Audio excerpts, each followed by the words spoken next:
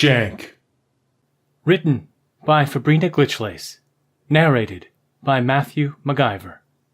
Copyright 2019. Fabrina Glitchlace. All rights reserved. Toronto, Ontario, Canada. Email Fabrina Glitchlace. FABRINAGLITCHLACE@gmail.com. Visit www.glitchlace.com. This is a work of fiction. All characters, organizations, and events portrayed in the story are fictional or are used fictitiously. Jank.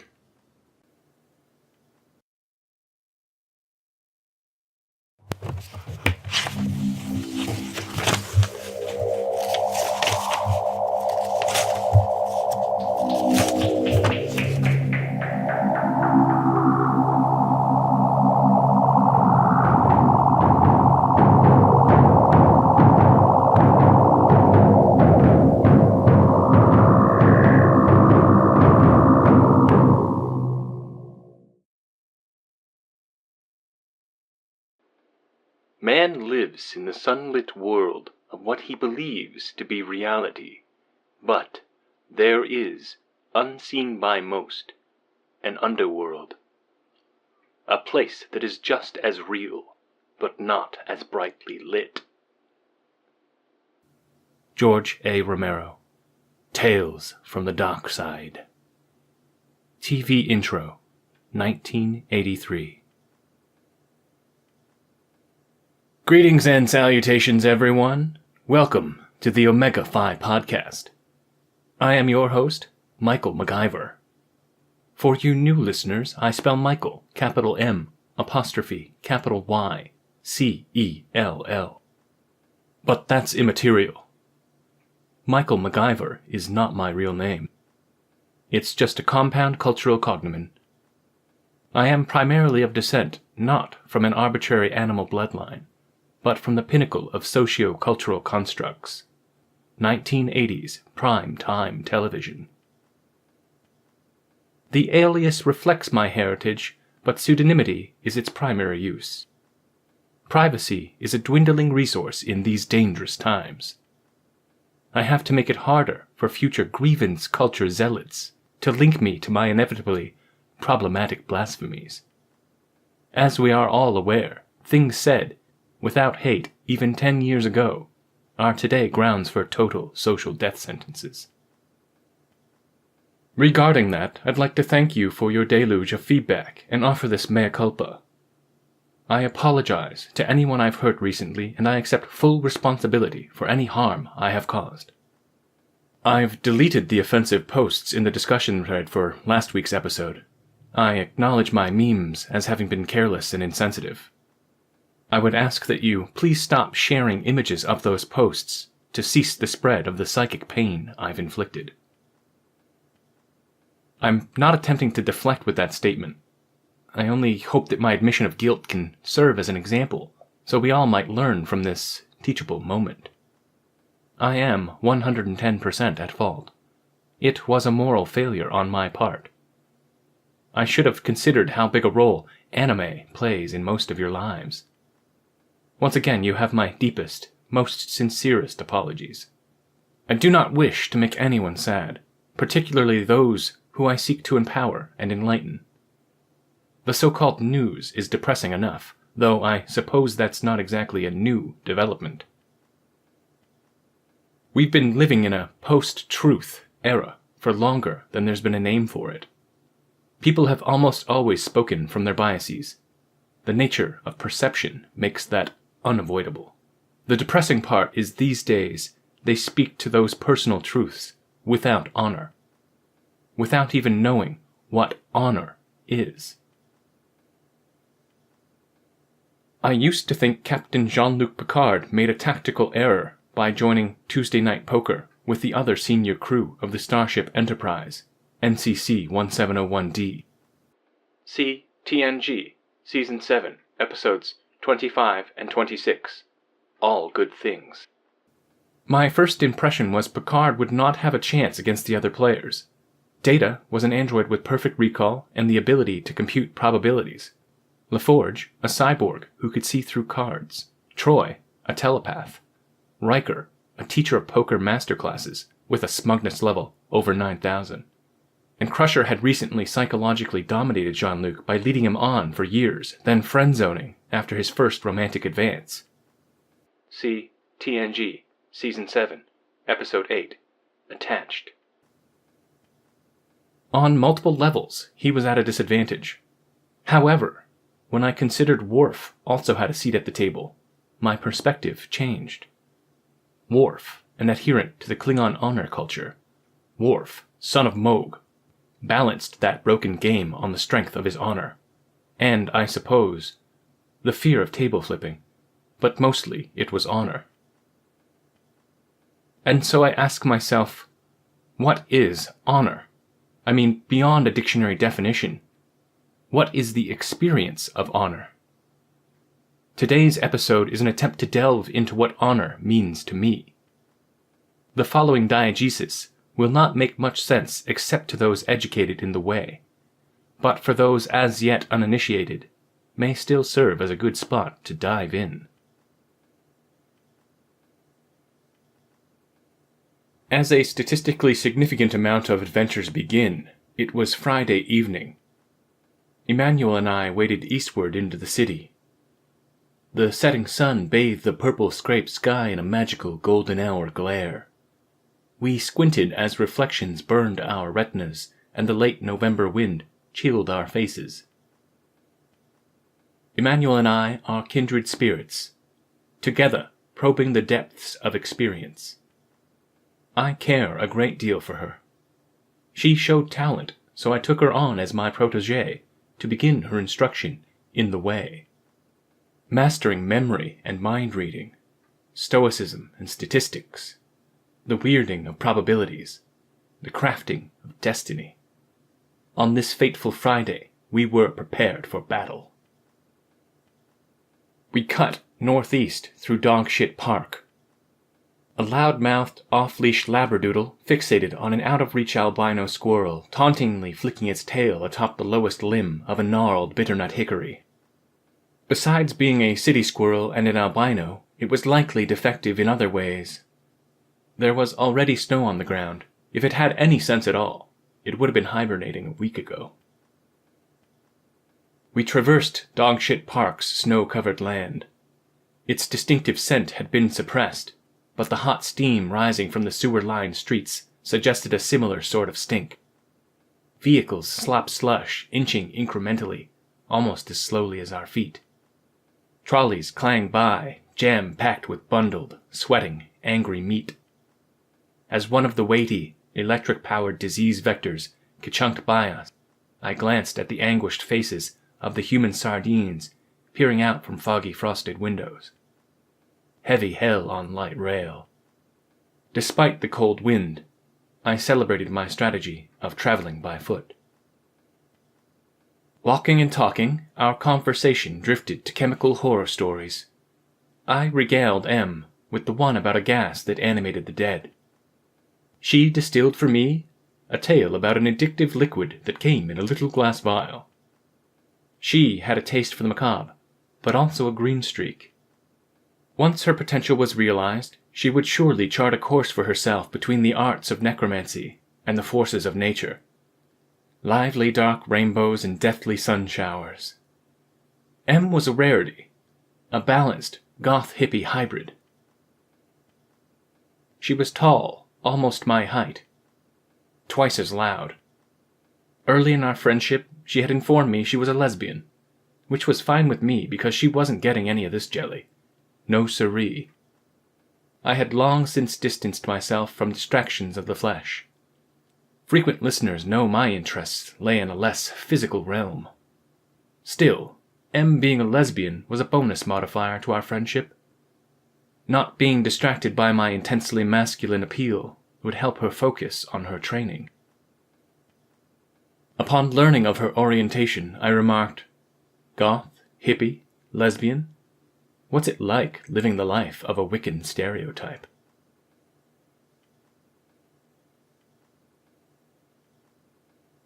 We arrived early to the temple. As we ascended the staircase to the arena, the nasal roar of battle mages rose. In the upper air, the thick, hot scent of thought sweat mingled with the smell of books. Tomes stacked on every wall, ceiling high. A maze of manga and a myriad of supplemental material. We crossed the threshold into the arena. 4 times long as wide, the vast space stretched back hundreds of feet. Its floor filled with tables, sacred altars with one commandment. Thou shalt not drink from open containers. MGMT. The master of ceremonies greeted us, adding our names to the list of combatants. Smiling, M asked, "How many lambs to the slaughter this eve, good sir?"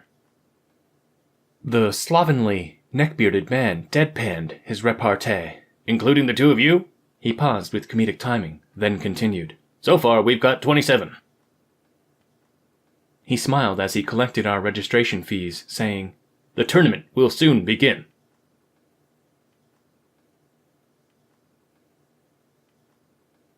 Bureaucratic business attended to, we ventured deeper into the arena to mix with the other contestants. A multicultural crowd united not by tribe, title, or arbitrary identity trait, but bonded by the beauty of art, logic, math, and a shared love for competition. Regardless if they were explicitly instructed in the way, each player embodied aspects of its essence. We were drawn to a sizable crowd coalescing around a competitive constructive format exhibition. Libraries were double-sleeved and dragon-shielded for protection. The battlefield was cluttered with permanents, tokens, artifacts, enchantments, and lands. Some of the cards priceless. We looked down upon what appeared to be 2 control mages facing off. One old, one young. Both lost in concentration, juggling the increasing complexity of their decision trees and probability matrices.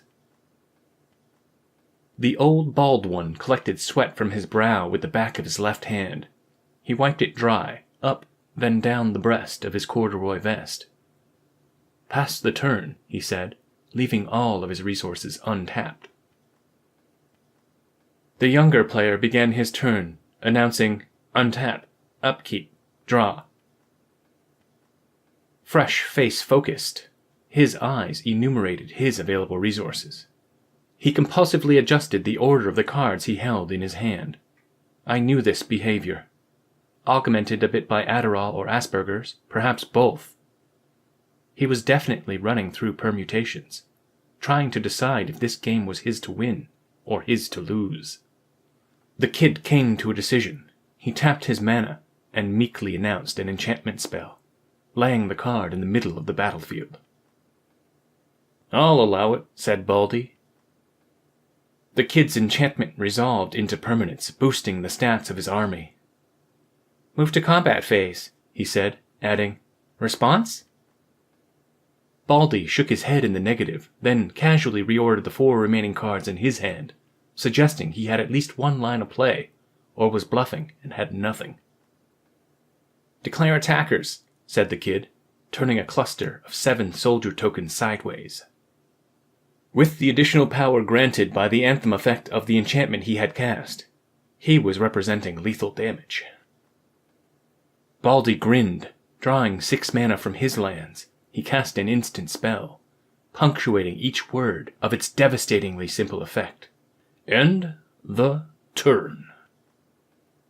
Several onlookers gasped, comprehending if this spell resolved, the kid's alpha strike would be cancelled, and he would be dead to Baldy's next Titan attack. The kid coolly drew mana from his lands, produced a card from his hand, and responded, "Mana leak." Baldy scoffed, smirking with one side of his mouth. He tapped 3 more mana, attempting an imitation of Sean Connery from Highlander, or perhaps Zardoz. He said, "I'll pay your price."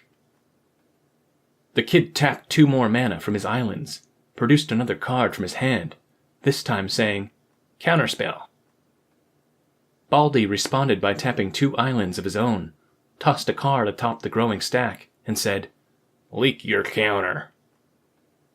Having only 2 mana left, the kid could not plug the leak. But he tapped his remaining islands, produced another counterspell card, and said, Counter your leak. Baldy frowned, pursed his lips, and stroked his goatee.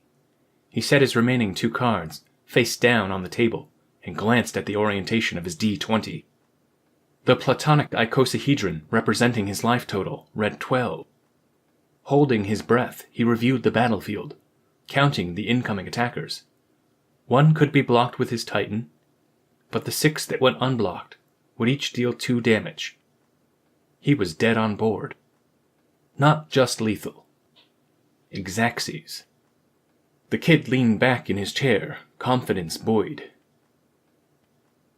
I had witnessed such scenes play out many times. The amalgam of lessons absorbed through thousands of past games forecast the precipitation of drama. I leaned toward M, then whispered into her ear, Pay close attention to this, my apprentice. The kid's grin betrayed his feeling of relief. Baldy responded, raising an eyebrow, toying with him, mining salt. Drawing his last 2 blue mana, Baldy locked eyes with the kid, then blindly flipped over the topmost card of his hand, capping the stack. He said, Counter your counter. There would be no answering this. The kid was tapped out. In frustration, he tossed his remaining 3 uncastable cards onto the battlefield. Conceding the game, he scooped. Shit! The crowd cheered with oohs, ahs, laughter, and applause. Baldy unbuttoned his vest, putting his hands on his belly, jovially whooping like a sadistic Buddha. Geez, said the kid. He smiled, the humor of his loss hitting him, shaking his head from side to side, defeated but amused. Baldy reeled in his laughter, took his right hand off his belly, and held it out over the battlefield, saying, Good game! Good game, returned the kid, shaking Baldy's hand. 3 solid pumps. You slow-rolling son of a bitch! The crowd dispersed.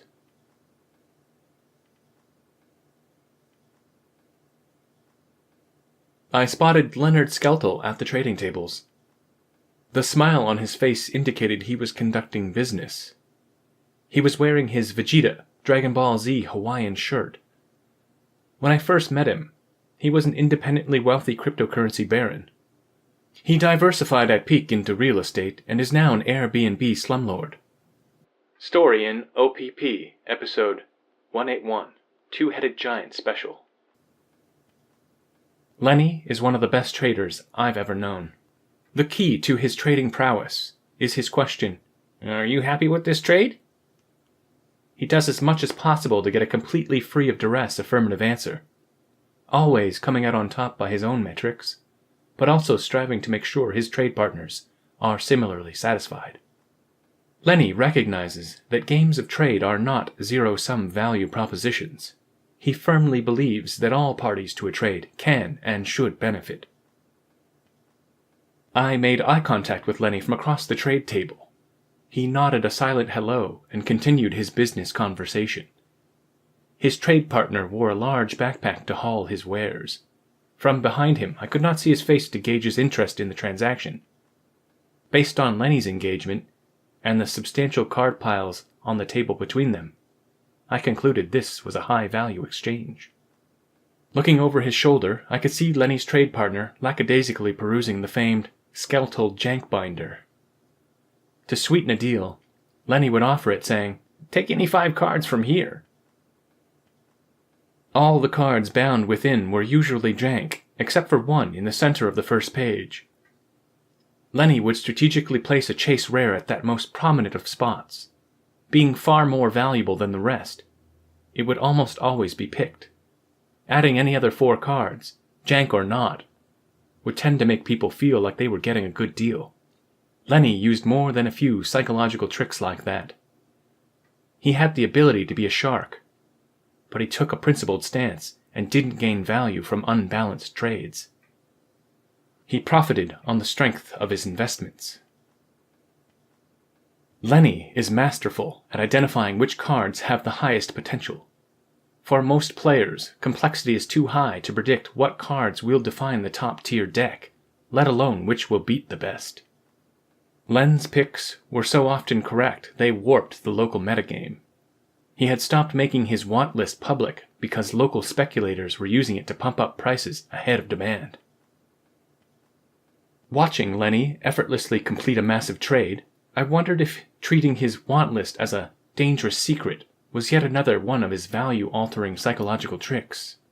After all, the best way to spread information is to infuse a forbidden quality to attract curious minds. I suppose it didn't matter if he was manipulating us. Everyone was thankful to make a deal with Mr. Skeltel. They shook hands, finalizing their trade. Lenny's trade partner gently slid a stunningly beautiful gold card into a pink sleeve. He proudly inserted it as the centerpiece on page 2 of his binder. Its text was too far away to be legible, but I recognized the art of the multicolored mythic rare. It was one of my favorite new cards, a solid acquisition. I already had a playset. Cards of mythic rarity were a modern addition to the game. Before their introduction, the only 3 acknowledged production levels were rare, uncommon, and common, excluding foils and promos, of course. Those 3 standard rarity levels varied depending on set size, print run, reprints, etc., but were present in consistent ratios in every booster. Combined with the gold standard of the reserved list, this consistency anchored the trade value distribution to the player base. Mythics, however, only appearing in about 1 out of every 6 packs, ballooned the sale of boosters and led to depression of prices at the lower rarity levels. They alleviated stagnation, but the economic divide of the player base was deepened. Bulk commons became almost worthless, while chase mythics became extremely expensive. The community pushed back against the artificial inflation. Rarity-restricted casual constructed formats emerged and thrived, further increasing the size of the player base. So despite its downsides, corporate greed and mismanagement ended up perpetuating the way by making it scale economically.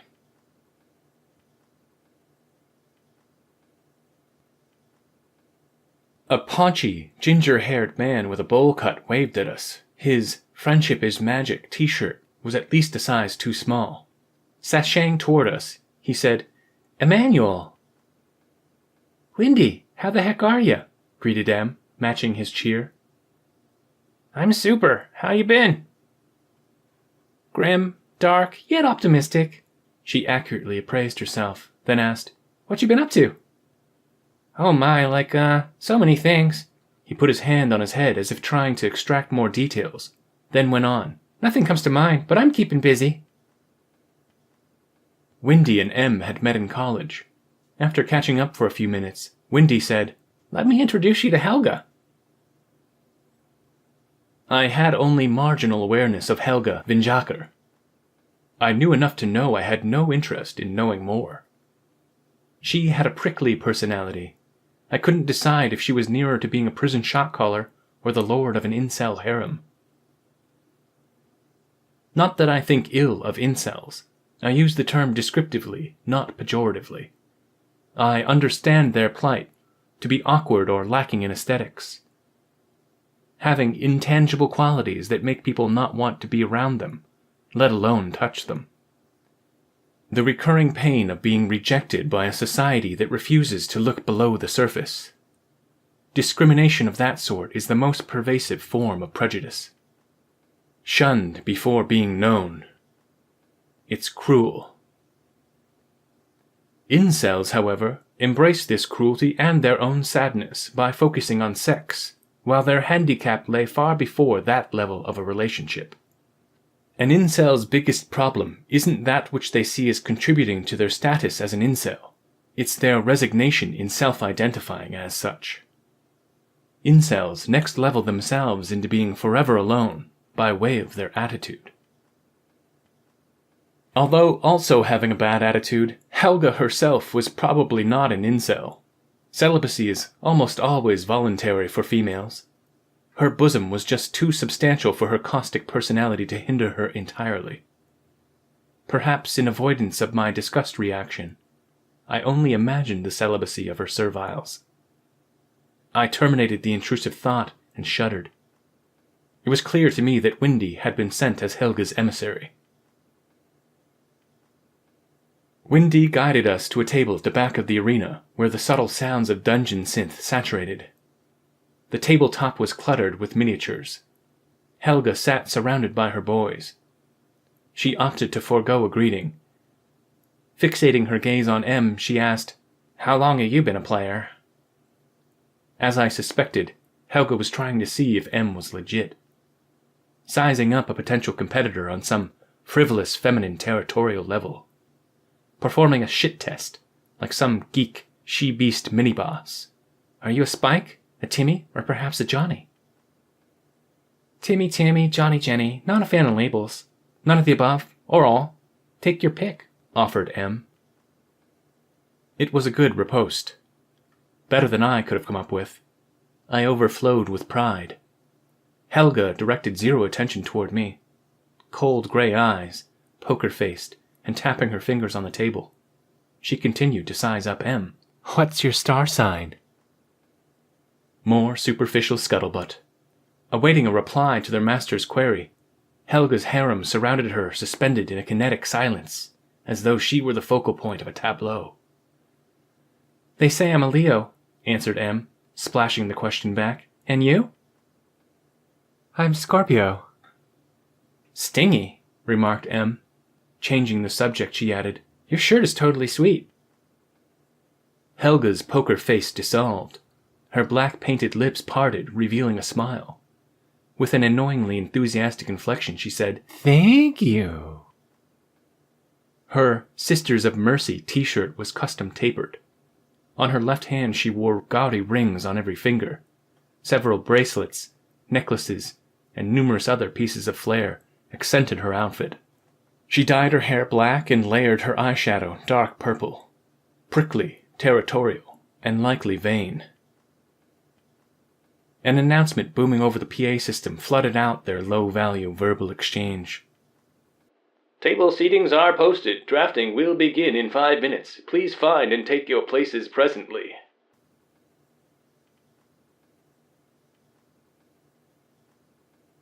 M and I were assigned to different tables. 3 unopened packs of 15 cards were stacked in front of each drafter in their pods of 8. As per rules, silence is to be maintained. Direct communication is not permitted during the draft. Each competitor was in a state of quiet contemplation, but not just because it was a rule. Drafting is an important level on which we play. Compared to constructive formats, drafting is more random, which does not mean it is less skill-based. Quite the opposite. Limited formats are more skill-intensive and require greater agility of mind. Persistent archetypes exist based on core mechanic interactions, but their effectiveness changes with the impermanent environment. Scissors don't always beat paper. Rock isn't always solid. A draft format is a quickly evolving entity. A bell rang, signaling the start of drafting. We cracked our boosters. My hands expertly extracted the precious cardboard shards out of plasticized foil packaging. An anticipatory wave rushed over me as though effects from future events were rippling backward through time. My heart pumped excitedly, and an alert calm surged the main line to my core. The smell of the cardstock hit my nostrils and resurfaced a memory of my first time, all those years ago. The Way had summoned me. Lunch hour after math class, in the halls of high school, while the cool kids opted to smoke cigarettes in the vacant lot adjacent to school grounds, we played. We the few. We the brave. For that story, OPP, episodes 71 to 73, The Riddle of Cardboard. I had been a player for almost a quarter-century before I recognized the higher dimensional order. I felt ashamed I had not noticed sooner, but I quickly made peace with my past. Within this new paradigm, life itself is a series of games. In some, you get bad beats. In others, you get blessed. Top-decking, like luck, is one of your skills. A state of flow, becoming one with the moment, is required to master playing on multiple levels linked through time by a multifaceted metagame, fluctuating like cosmic strings. Form constantly shifting. Every component gradually swapped out and replaced anew. A fifth-dimensional ship of Theseus. By certain definitions, the game is even more alive than its players. This deceptively simple game obeys commands, but it also gives them. Anyone can play, but to parlay into the way, one must obey. I know that sounds like hyperbolic nonsense. I'm sure by now some of you regular listeners might suspect what I am describing to be a symptom of my recent head injury. OPP, Episode 137, Oblong Data. Indeed, brain damage may be a contributing causal stream. However, I have only gained insight. I speak in near-religious abstract, because no greater metaphors exist in language for me to convey the concept. There is no single mind or entity commanding the will of the way. Its intentionality is visible only to those of us open to really looking. Not for a meta-meme made manifest, but the opposite, a nascent ethic on the verge of autopoietic self-birth. Speculative as it is, I strongly believe what I am describing to be real. But I digress.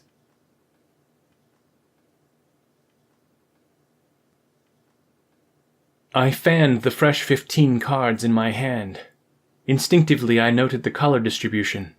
Then I scanned for bombs, removal, evasion, aggression, value outside the draft, in excess of my gains from my probable placement in the competition. Maximizing expected value is the route to going infinite, to burn as brightly and for as long as odds allow.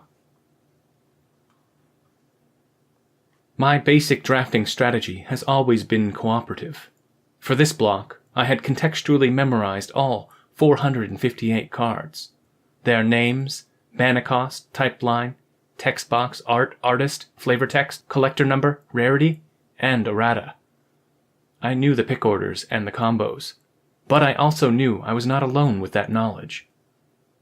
Other players likely had insight, skill level, or experience exceeding even my own.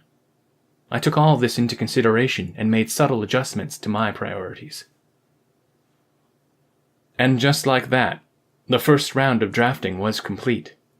The Master of Ceremonies granted a 30-second break between packs. I took stock of my picks, noting cards in all 5 colors. No archetype was yet speaking to me. In the distance, I spotted the back of M's head. I could tell she was smiling. Her aura radiated positive energy, which indicated to me she had drafted a bomb or two.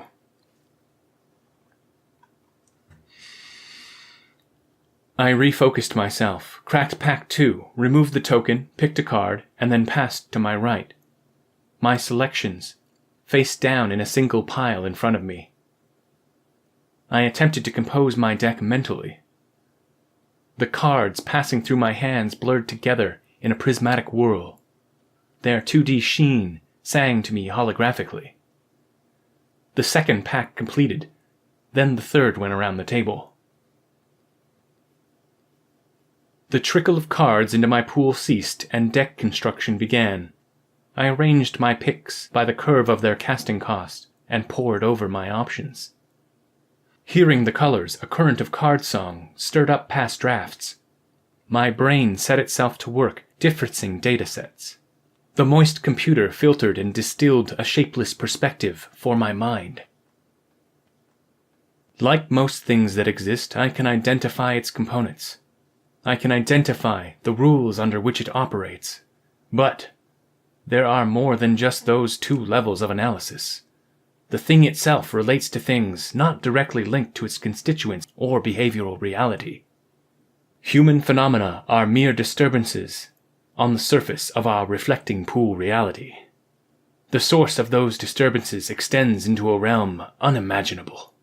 Something that is beyond language. Something that withdraws from any attempt at a complete analysis. The way's gestalt is not grounded upon dichotomies of instinct, serendipity, signifier, signified, subject, object, component, function, field, particle, or any shallow spectrum of human thought. Again, I digress.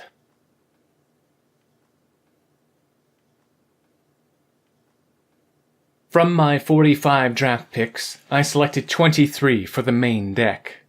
The rest didn't make the cut due to being off curve or color, or because they were too situational. I relegated these reserves to my sideboard. I opted to build a black-red deck, splashing blue. Compared to a two-color deck, it was not preferable, as there were trade-offs between diversity and synergy, power level and consistency. I hoped perhaps on that day, variance would favor me. M tapped me on the shoulder. "Little help, bud?" "Certainly. Show me what you got." She had it down. There were no improvements I could suggest. For her deck's slightly high-cost curve, she had beautifully intuited the hypergeometric distribution, correctly matching 18 lands with 22 spells. Assuming she didn't get aggroed or flood within the first 5 turns and kept her play tight, she would be unsinkable. "Very nice," I said, complimenting her elegant build. 18 mana isn't too much?" she inquired, not confident in her instincts. "Probabilistically optimal if you want to cast that 6-drop bomb in a reasonable time frame. You did great." "Thanks. What about you? Pull anything of note?" "Nothing broken. A decent amount of removal, mostly jank. But I can work with it." We sleeved up. M's were plain matte black. Mine, decorated with a vector graphic of a cartoon panda. First-round pairings were announced. We bid each other good luck, then parted to find our seats.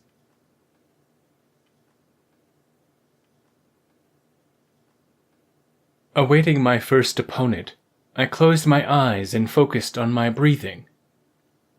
The seriousness of the competition decreased the chatter in the room.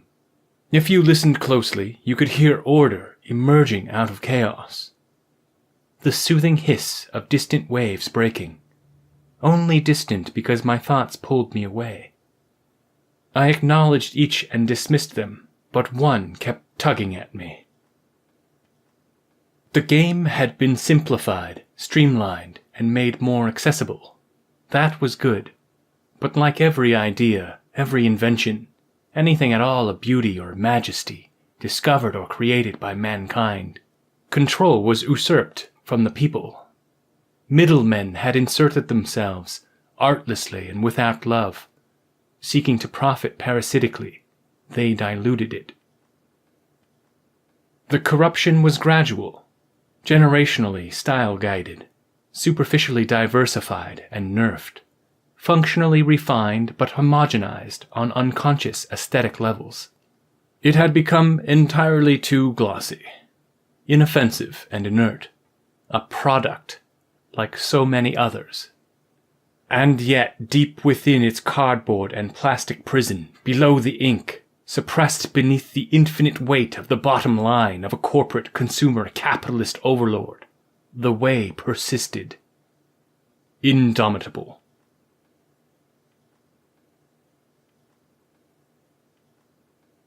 My first-round opponent introduced himself as Morton Sheng.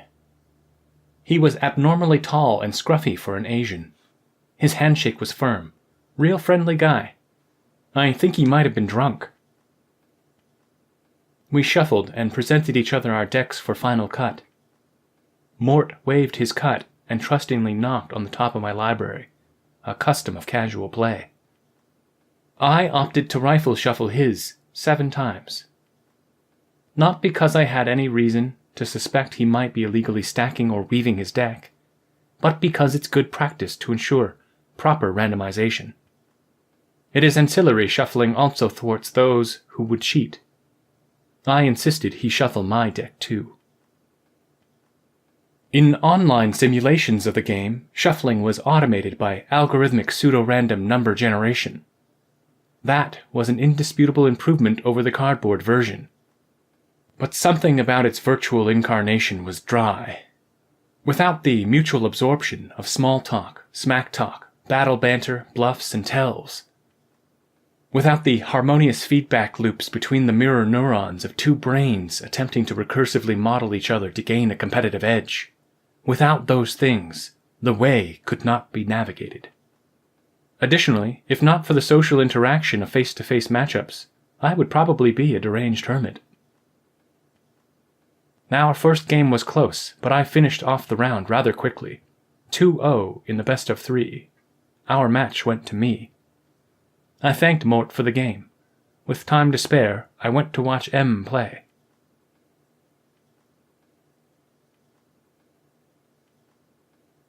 I had been watching their game for a few turns, when M's opponent made a critical play mistake. He immediately asked if he could undo it. This would not be permitted at a professional event. But this tournament was a Duelist Convocation International, sanctioned competitive event conducted using relaxed, regular rules enforcement level. Such determinations were left up to player consensus. I observed my mentee, wondering what her response would be. She waved her hand over the battlefield, motioning to allow it. Their game was made better for the both of them. And she still won. Takesies backsies was another advantage of playing face-to-face. My gaze drifted away from M and washed over the crowd. Out of the sea of faces, my eyes met Helga's. She was looking at me, observing me. What business did she have staring at me? I looked away, feigning a sudden, attention-requiring task as subterfuge. I didn't have time for her disturbances. Holding my breath and counting to 10, I down-regulated activity in my amygdala. Worf's words of wisdom came to mind. Thinking about what you can't control only wastes energy and creates its own enemy. Early in Game 3, after one of M's removal spells resolved, she paused for an extended period, not to shilly-shally, but to think through a few lines of play.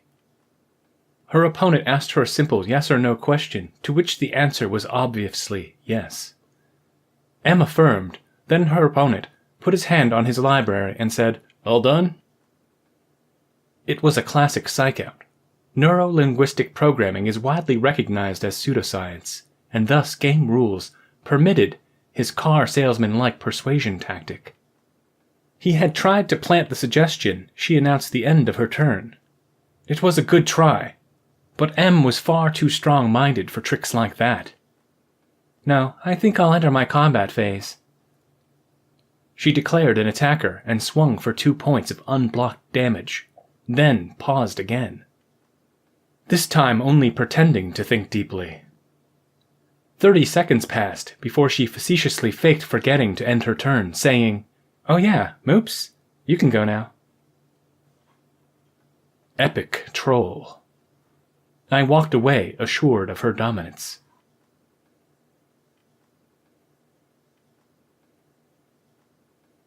My opponent for round 2 was Matteo Craboni. Trilby tightly covering his eyebrows, presumably to lower the possibility of an unconscious micro-expression betraying him. I liked the cut of his jib. I found myself ahead mid-game 1 until he summoned a 7/6 hexproof beast, for which I had no answers. In 3 turns, I was trampled to death. Game 2 took slightly longer. Our play was intense, our matchup even. But ultimately, Craboni was weak to my flying creatures. We sideboarded before our 3rd game, replacing dead cards with speculatively more effective ones, then shuffled profusely and began our decisive battle. Craboni's sideboarding choices made Game 3 uncommonly interesting. He started by gumming up the ground game. He answered my flying creatures with the tightening coils of his removal spells. It wasn't until around turn 10 I understood his plan. Boy, oh boy, was I surprised. It was not a traditionally viable archetype. Most games are won through dealing damage. It's roughly 3 times as hard to win by depleting an opponent's deck. Low odds of this win condition be damned. He had the gall to go for it. I admire gall. He summoned a feeder from the fathoms and began exiling my spell library. On his next turn, I realized I was wrong. His milling of my library intensified, aided by his green mana ramp. I was reacting based on a false belief, accurate to 60-card constructed decks, but not 40-card limited ones. And, foolishly, I wasn't counting cards in hand or cards drawn. I mentally updated my math. There had been 7 in hand at start, and I estimated 13 draws. Subtract from 40, leaving only 20 for him to mill away. Further automatically reduced by 1 every turn. He had me on a ticking clock. My face must have flushed fear, or perhaps just understanding. Carboni smiled and said, "Je sais que tu sais, que je sais." I know that you know that I know. Carboni was a worthy opponent. I summoned a silent skimmer, and suddenly we were racing, attacking each other on different fronts. It was no longer a battle of skill or will. The outcome of our game had already been decided at the level of sideboarding. An infinitely complex vortex of causality converged on a single level, our shared game state. We were dancing deterministically, being moved by the universe, fluidly filtering random action through rigid rules. I attacked, he milled. His life lessened slightly slower than my deck depleted. We laughed together as my last card was exiled. My resources brought to naught. Carboni decked me. "I cannot believe that word," he said. "Ditto." I congratulated him on his incredible victory, autographed the match report, then thanked him for a thoroughly entertaining game.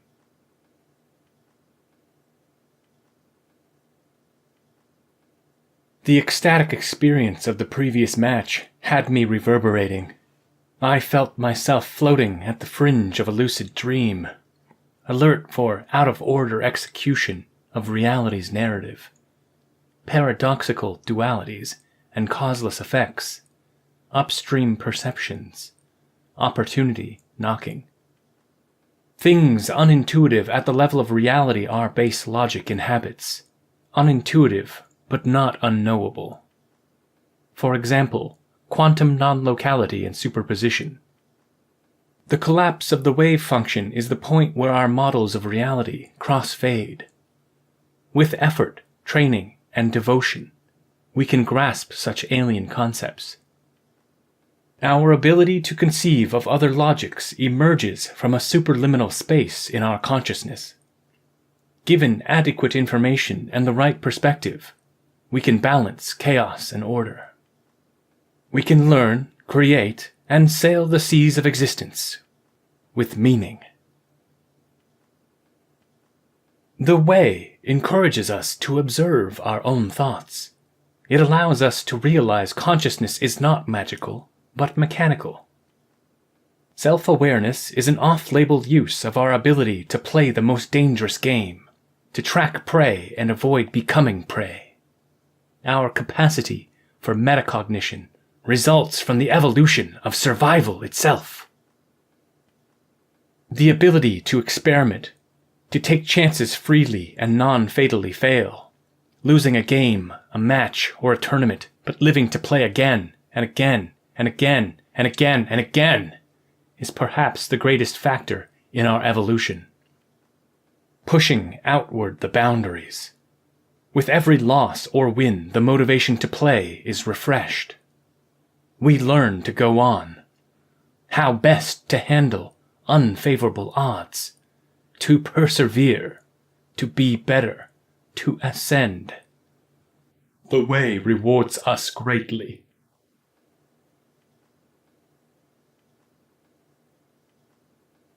I'm undefeated so far, said M. Nice. I won my first match, lost my second. To Mill. No way. Really? That can work? Evidently, yes. There was a disturbance in her aura. M seemed distant. How's your deck playing? I asked. Every time I draw my 6-drop bomb, I win. Forgot to attack once, didn't matter though. A few mistakes, nothing fatal. Allowing yourself to get distracted? She tilted her head ever so slightly, precursor to a quip. You know what they say, if the bra fits.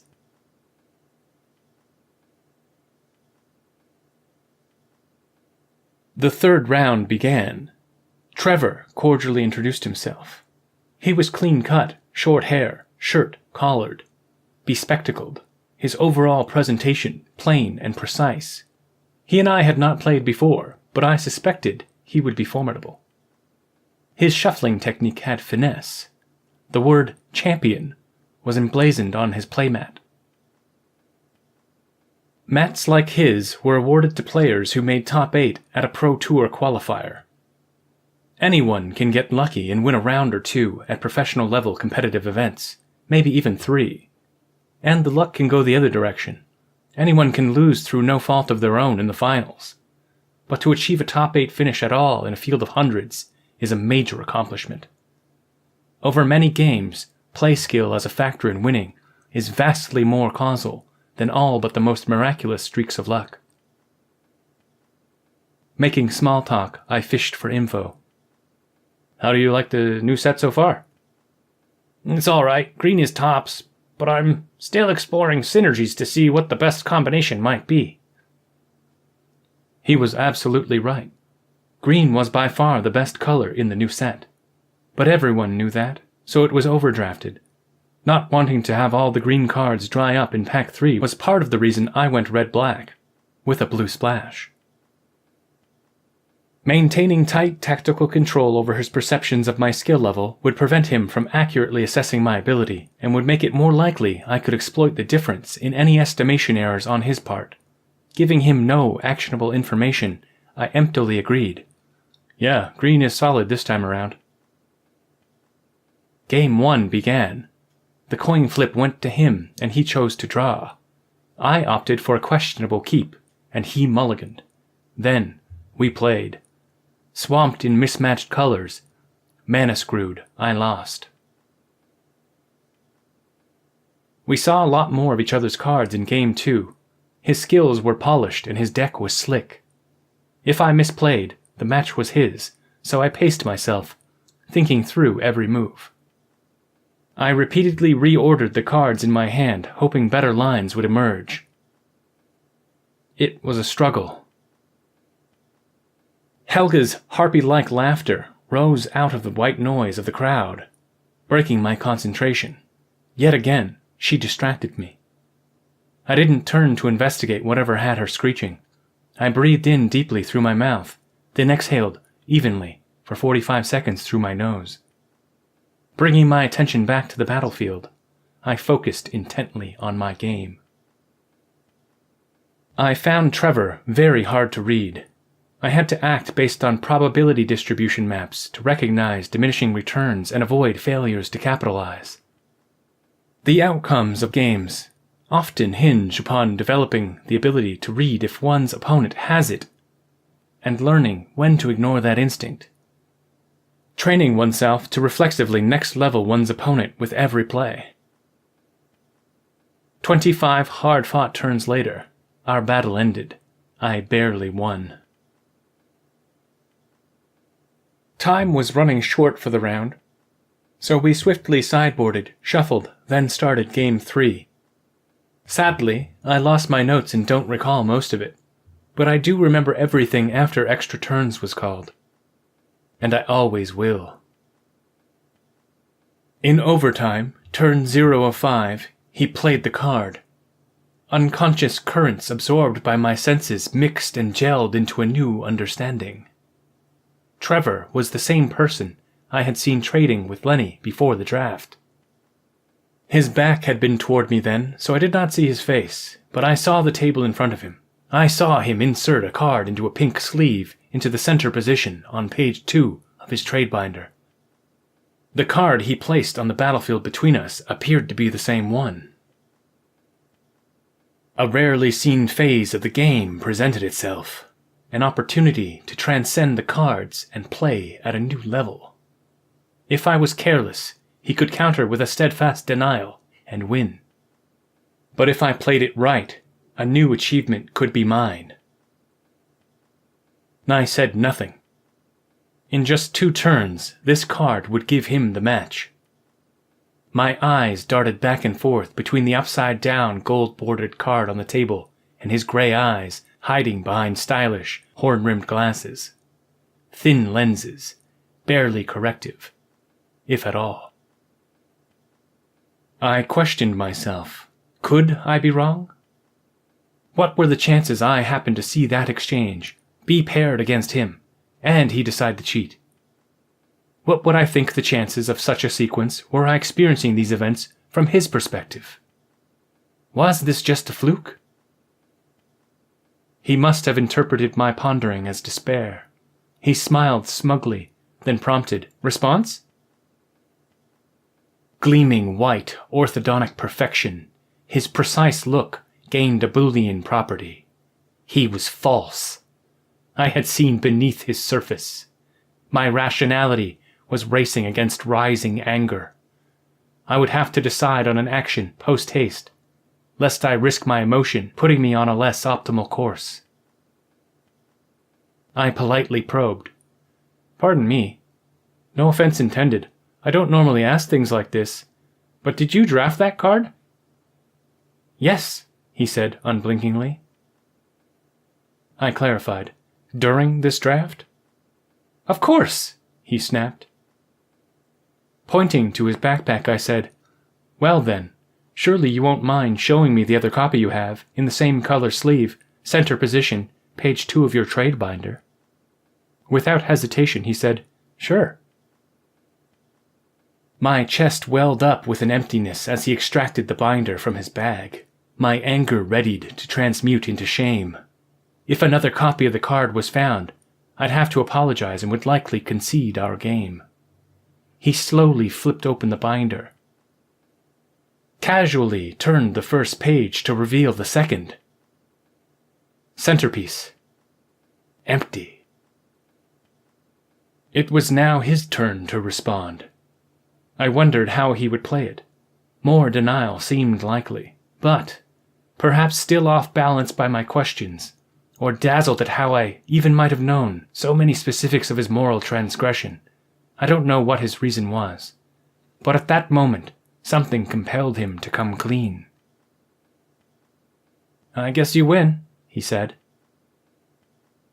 His sin confessed, a betrayal of honor. How dare he? My bubbling anger justified, explosively decompressed. "Yes, I guess I win, you scumbag!" That was when the crowd went from quiet to silent, and I noticed them. The match being in overtime, we had a few spectators. I wasn't sure how long she had been watching, but Em was behind me. Testifying to the moment, she said, "Tisk, tisk, tisk, you don't fuck with a photographic memory." She was exaggerating, but I went with it. "It's my gift, it's my curse," I growled, disapprovingly shaking my head as I collected my cards, clearing our desecrated game's battlefield. Having won the match by Trevor's disqualification, a part of me was happy, but that emotion did not compare to my roiling rage. I crammed my cards into their box, my dice, pad, and pen into my bag. Stoically self-stifling, I said nothing. "It was my first time cheating," he pled. I could not look at him. If I could have turned off my hearing, I would have. He was pathetic. His weak voice quivered. I only cheated for Game 3. That could have been true, or perhaps he just didn't draw the card sooner. Nothing he could have said mattered at that point, and yet he continued to spew. I made a mistake. Indeed, he had made a big goddamn mistake. It was a moment of weakness on a bad day, he cliched. One doesn't simply sleeve up a multicolored mythic, coincidentally end up drafting the exact color combination, then be tempted to cheat. His moment of weakness involved premeditation. And when his plan failed, he poorly improvised lies to minimize the impact on public perception of his persona. His narrative didn't hold water, and this fool dared have a playmat with the word champion on it. His groveling increasingly pissed me off. Nerd-triggered, he received my righteous wrath. You have no honor. Begone! I banished, my voice echoing throughout the arena. My tone was inarguably firm. Things left unsaid threatened dire consequences. He read me correctly.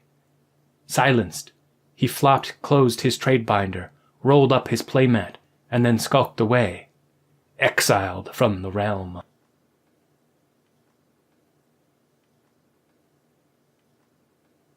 My anger diffused. I was left only with pity and compassion, for he had never known true magic. I held hope he would realize the error of his ways, embark on a voyage to redeem himself in the eyes of the part of him that sees his faults. Based on this moment, perhaps he would take responsibility for his life and the lives of those he loves, expanding his personal network of care, improving himself and the world around him.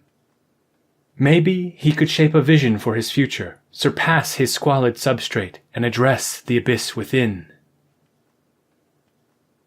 In time, he could be redeemed, afforded indulgence, penance, or other such prescriptions from a repairer of reputations. But he would have to earn his honor. Unlike respect, honor cannot be given, and it is never owed. Respect is a social construct. Honor is an intrinsic quality. Self-respect requires a duality. Honor requires a oneness, a transcendence of oneself.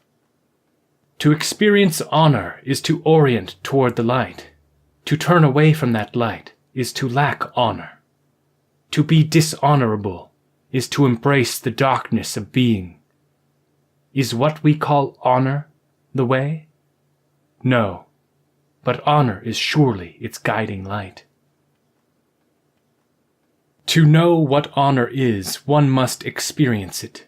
One must feel the warmth, peace, and joy of its presence, or be subject to the sadness, shame, and emptiness in its absence. The closer I get to conveying a description of the meaning I feel, the more it shifts and evades illumination.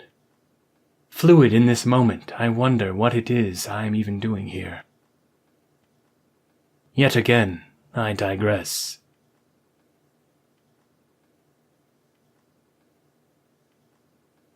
That was amazing, said M.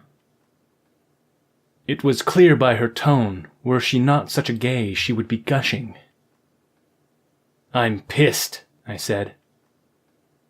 I've never seen you emote before. It's great, she laughed. Ha, thanks, I guess.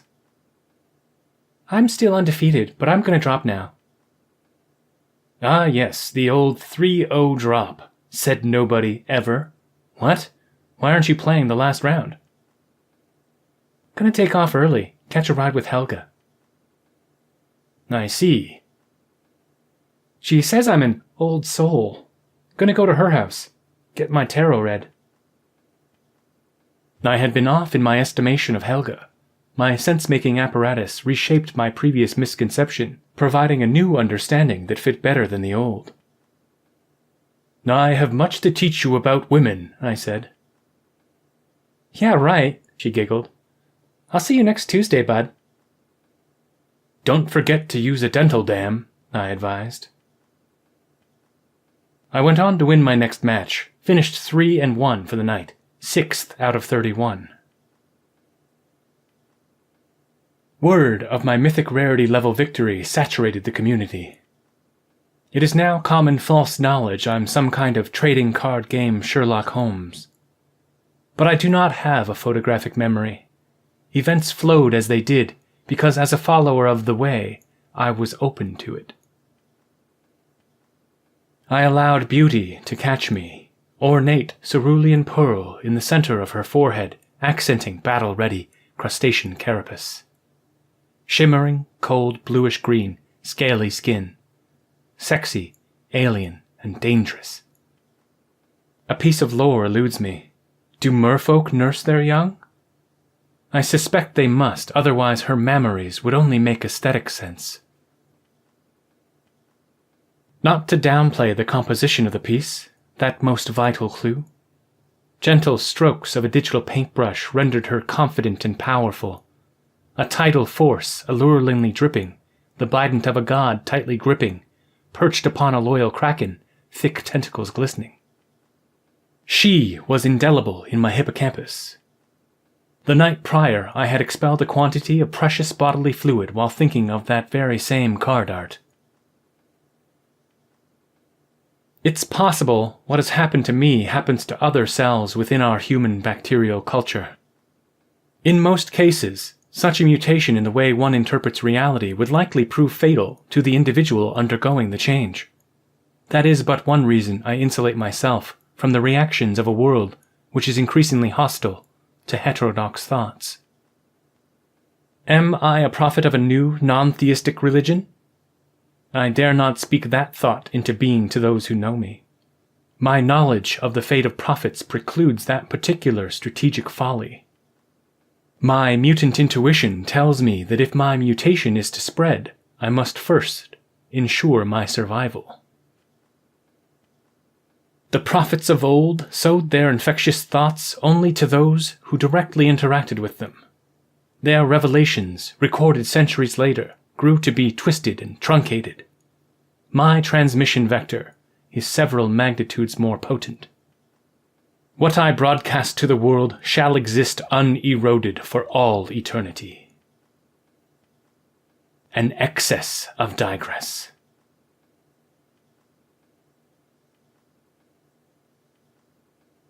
I can see the censorious homogenization of the mainstream. I will not look away from the cascading cultural catastrophe, and I cannot unsee those swept to the margins. People will tire of an unbalanced game. Our corrupt societies will dissolve, turbulently torn asunder by their own excess. I do not dread fear, fright, or stress, nor do I have what we call faith. My reality is not anchored, for I float toward the way. We are all adrift in a system of filtered realities. These ways of seeing prescribe us powerlessness.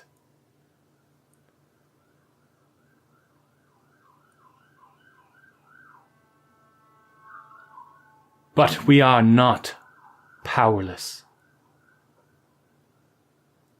Nor are the dominant realities entirely false. They are useful to triangulate the way. Not a political movement or a cultural shift, but a perpendicular primordial protean power. A manifestation of pure mathematics and logic. Sort of like the cult of Pythagoras, but decentralized, leaderless, and without all the weirdo sex stuff. I suppose you might think me insane. Always already auto-intoxicated, a babbling fool tangled in the net of a delusional idea. And that may be so, but it's not like I lack situational awareness, or don't reductio ad absurdum my theory of reality. I am on the safe side of sanity, considering I entertain the possibility I lack it. Can you say the same?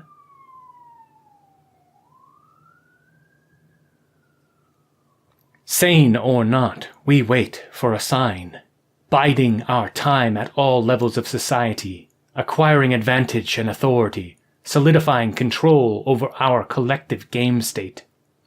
Our goal might remain nebulous and ephemeral, but the aspect of import is not in achieving specific ends. It is in living lives of total, absolute preparedness, expecting the unexpected when we least expect to expect it. We wait until strategy dictates action. Then we shall act cohesively and decisively, with honor. It is up to us to salvage the system from its sunken place. We are Legion.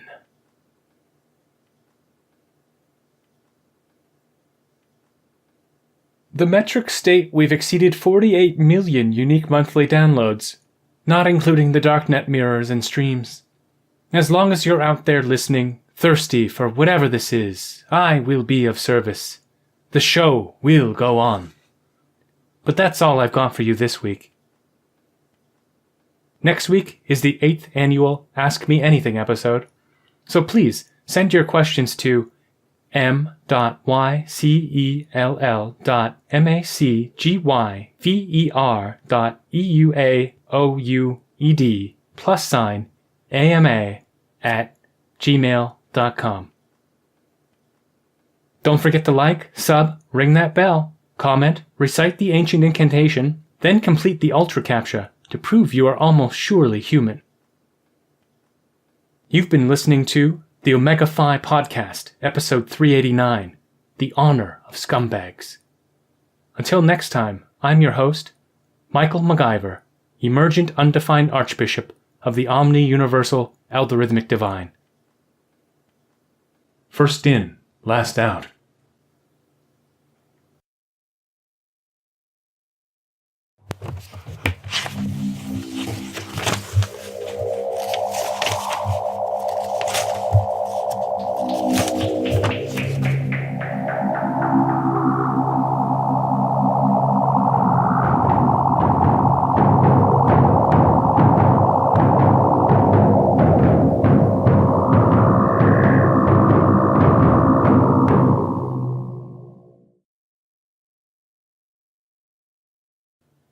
You've been listening to Jank.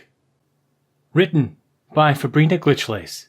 Narrated by M'Ycell MacGyver. Copyright 2019. Fabrina Glitchlace. All rights reserved. Toronto, Ontario, Canada. Email Fabrina Glitchlace. FABRINAGLITCHLACE@gmail.com. Visit www.glitchlace.com. Thanks to my top-tier patrons: Bob Gregg, Gravy M. Jones, Will Kistler. Additional thanks to Angela Draken, Amy Sickley, Elizabeth Harrison, Nicole Colleran, Dr. Richard Garfield. Support. Fabrina Glitchlace is available on iTunes, Audible, Amazon Kindle, Google Play, and Bandcamp. You can also help simply by sharing on social media or contributing via the following methods: Patreon, Subscribestar, PayPal, Bitcoin, Ethereum, or Litecoin. About the author. Believe it or not, Fabrina Glitchlace is not Fabrina Glitchlace's real name. But that's immaterial. An alias makes it easier to refer to yourself in a third-person perspective, like a weirdo. Fabrina Glitchlace likes weird. Fabrina Glitchlace doesn't know why. Fabrina Glitchlace just does. That's weird too, and so Fabrina Glitchlace likes it, believe it or not.